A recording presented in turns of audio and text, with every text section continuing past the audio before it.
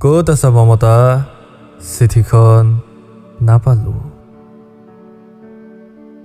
বানে ধোৱা গাঁও তৰ্জাৰ ঘৰ, মমতা বহি থাকে মমৰ আগত, মমডালত সপোঙে তেজ, তেজাল ৰঙি ঘাঁবোৰ দুখৰ। মমতাৰ শুকান চকুত বিচাৰি চাওঁ খাৰাঙত মৰা মাছবোৰে কান্দিছিল নে মৰাৰ আগত? মমতা মমতা মমতা কলৈ গ'ল? গাঁও ভৰি জ্বলিছে চিতা, মমতা নাই। এইবেলি বানৰ পিছত মমতাক কোনেও দেখা নাই। ডাকঘৰটোত আজিকালি একো কাম নাই। ডাকোৱালৰ চকুত শুকাই মমতাৰ সাধু। মমতাৰ চিঠিখন জানো কোনে আহি ডাকত দি গ'ল? চিঠিখনত কোনো ঠিকনা নাই।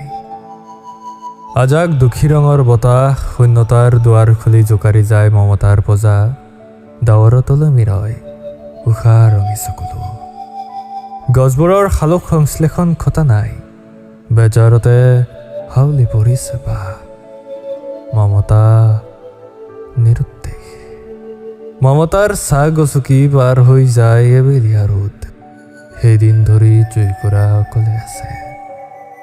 বুকুত বিষ এটা লৈ কাউৰী এজনী উৰিছে। এৰা পৰলীয়া বাটত মমতাই ক'ত জিৰাই?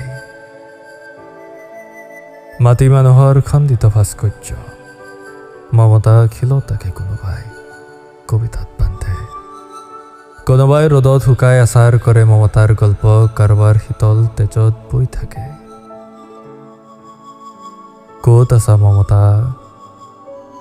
বহুদিন হ'ল, এখনো চিঠি পোৱা নাই।